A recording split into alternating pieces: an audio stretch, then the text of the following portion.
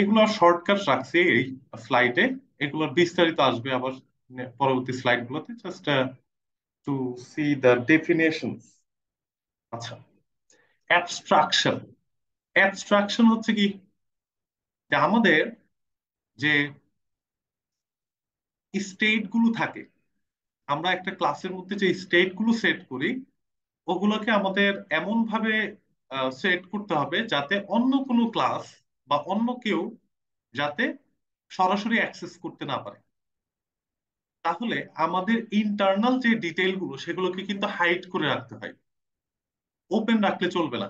তার মানে accessibility maintain করতেছি হাইডিং করার মাধ্যমে।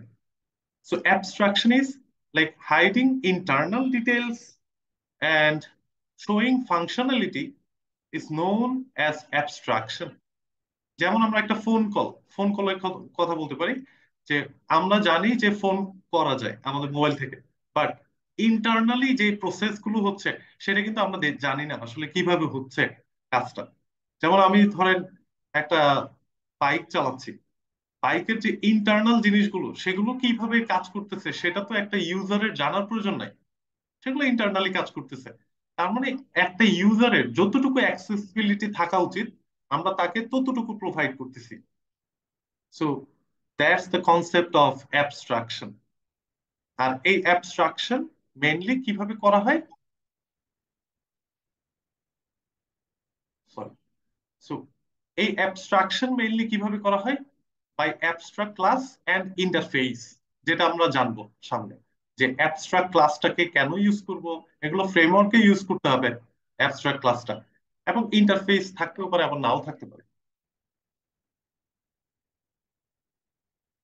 ওকে, সো অ্যাবস্ট্রাকশন করতে হলে আমাদের অ্যাবস্ট্রাক্ট ক্লাস অ্যান্ড ইন্টারফেসের হেল্প নিয়ে করতে হবে।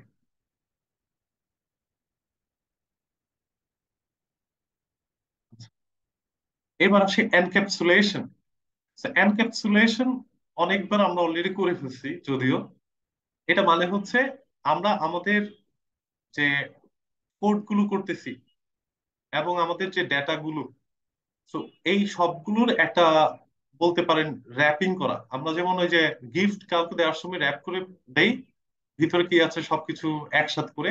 তো এখানেও কিন্তু সেম কনসেপ্ট অ্যাপ্লাই হবে, যে binding code and data together into a single unit. যেমন আমরা একটা মেথড, যেই মেথডই তৈরি করি না কেন, প্রত্যেকটা কিন্তু এই সেম প্রসেসে কিন্তু কাজ হয়। যেমন আমরা এখানে কাজ করছিলাম, এখানে একটা মেথড ছিল যে স্ন্যাপশট কালেক্ট করতে পারে, তাই না? সে তার কাজই হচ্ছে কি, স্ন্যাপশট নেওয়া। যে যেখানে সে ইস্যু পাবে, যে আমরা যে আমাদের এক্সপেকটেশন ম্যাচ হচ্ছে না, সেখানে কিন্তু তার কাজ হচ্ছে স্ন্যাপশট কালেক্ট করা। তার মানে আমি এমন ভাবে মেথডটাকে তৈরি করছি যে হচ্ছে ইন্টারনালি কিন্তু সে বিভিন্ন ডেটা নিয়ে হ্যান্ডেল করতেছে। ফার্স্টলি সে একটা স্ন্যাপশট কালেক্ট করলো, সেটা একটা ফাইল হিসেবে জেনারেট করলো, এবং সেটা একটা ডেস্টিনেশনে গিয়ে সেভ করছে। এই ফুল প্রসেসটা কিন্তু একটা মেথডের মাধ্যমে করা হয়েছে। তো এটাকে বলা হয় বাইন্ডিং, ডেটাকে বাইন্ড করতেছি। আচ্ছা, যেমন ক্যাপসুল। ক্যাপসুলে কি থাকে, আমরা ট্যাবলেট খাই, এখানে কিন্তু ডিফারেন্ট টাইপস অফ মেডিসিন থাকে যেটাকে আমরা র্যাপ করি, র্যাপ করে ক্যাপসুল হিসেবে আমরা সেটা মানে খাই, গ্রহণ করি। সো যেমন জাভা ক্লাস, এটাও কিন্তু একটা real time example for encapsulation, যেখানে আমরা চাইলে আমাদের মেম্বারস, ফাংশনস আর মেথডস এগুলোকে আমরা আমাদের মতো করে অ্যাক্সেসিবিলিটি প্রোভাইড করতে পারি, যেগুলোকে বাহিরের ক্লাস কিভাবে অ্যাকসেপ্ট করবে। যেমন এমপ্লয়ি ক্লাস, এখানে দেখেন 5টা প্রপার্টি ছিল, তাই না? যে 5টা ইনস্ট্যান্স ভ্যারিয়েবল, এই 5টাই দেখেন প্রাইভেট। তার মানে কি এই ভ্যারিয়েবল গুলোকে সরাসরি অ্যাক্সেস করা যাবে না।